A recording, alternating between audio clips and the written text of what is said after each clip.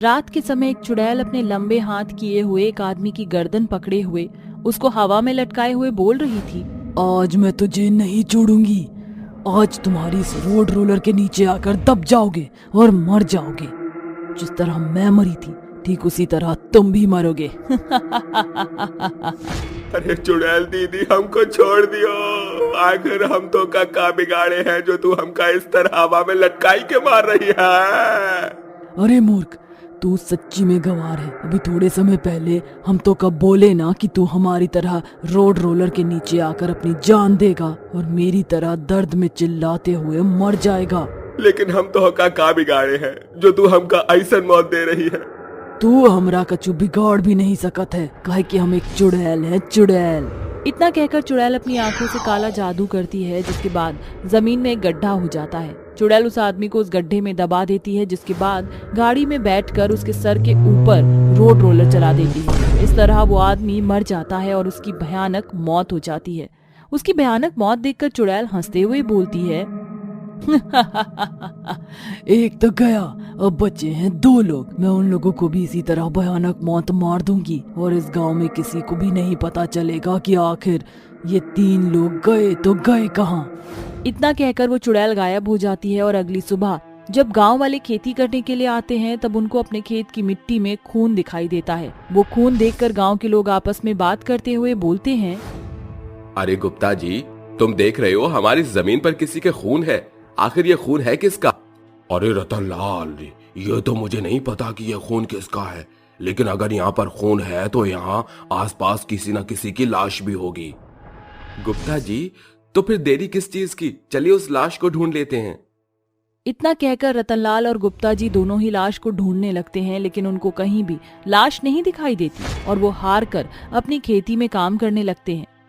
शाम को जब वो वापस जाते हैं तब उन्हें किसी की आवाज आती है, तुमने आज जो कुछ भी देखा तुम उसे भूल जाना और किसी को भी कुछ मत बताना। अगर तुमने किसी को कुछ भी बताया तो तुम सुबह का सूरज नहीं देख पाओगे। अरे गुप्ता जी, तुमने ये आवाज सुनी क्या? हाँ भैया, मैंने तो ये आवाज सुनी है, लेकिन ये आवाज किसकी हो सकती है? गुप्ता जी, ये तो मुझे नहीं पता कि आवाज किसकी है, लेकिन ये आवाज जिस किसी की भी है बहुत ही भयानक है। हमें यहाँ से तुरंत भागना होगा। इतना कहकर रतनलाल और गुप्ता जी दोनों ही दुम दबा कर वहाँ से भाग जाते हैं। जाकर अपने अपने घरों में अपनी पत्नियों को सारी बात बता देते हैं और खाना खाकर सो जाते हैं। रात के 2 बज रहे थे कि तभी रतनलाल के दरवाजे पर किसके आने की दस्तक होती है। रतनलाल की आंख खुलती है और रतनलाल जाकर अपने घर का दरवाजा खोलता है, लेकिन उसे कोई भी दिखाई नहीं देता।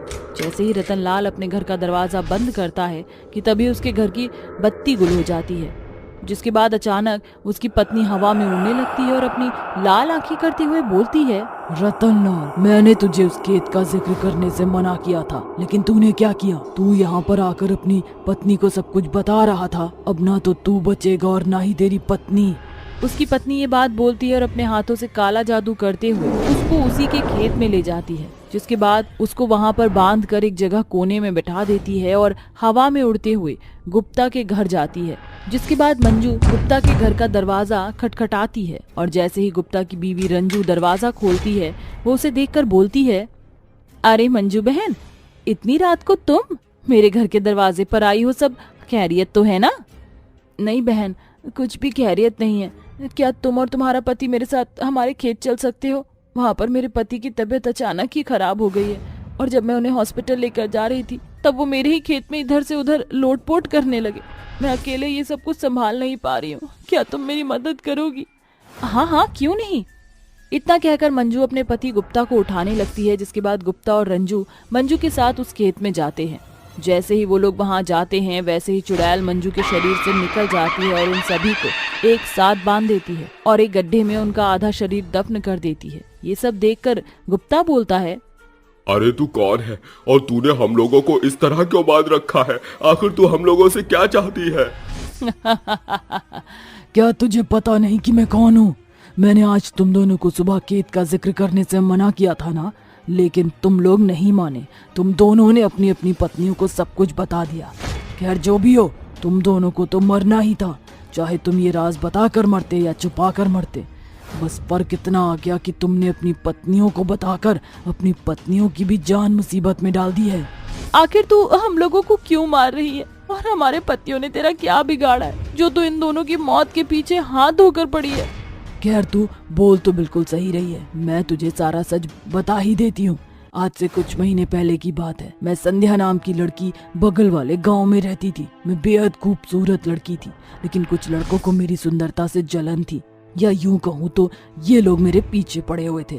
तुम्हारे पति रतन लाल ने मुझे शादी का ऑफर किया, लेकिन मैंने उसके शादी के ऑफर को मना कर दिया, जिसके बाद मुझे तुम्हारे पति और तुम्हारे पति के दोस्तों ने रोड रोलर के नीचे दबाकर मार दिया। तब से मैं एक चुड़ैल बन गई। एक को तो मार दिया, जिसके बाद अब सिर्फ और सिर्फ ये गुप्ता और रतन लाल बच रहे थे। आज मैं इन लोगों को भी मार कर यहाँ से आजाद हो जाऊंगी, लेकिन अफसोस की बात यह है कि तुम भी अपने पति के साथ मरोगी, क्योंकि तुम्हें मेरा राज पता चल चुका है। चुड़ैल को वो चारों कुछ कह पाते तभी चुड़ैल अपने रोड रोलर में बैठती है और अपने रोड रोलर को उन इंसानों के ऊपर चढ़ा देती है। इस तरह वो चारों मर जाते हैं और उस चुड़ैल का आतंक अब उस गांव से हट जाता है, जिसके बाद उस चुड़ैल का राज राज ही रह जाता है। वहाँ से वो चुड़ैल अब अपने आप गायब हो जाती है। इस तरह गाँव में अब किसी के भी गायब या मरने की खबर किसी को नहीं आई।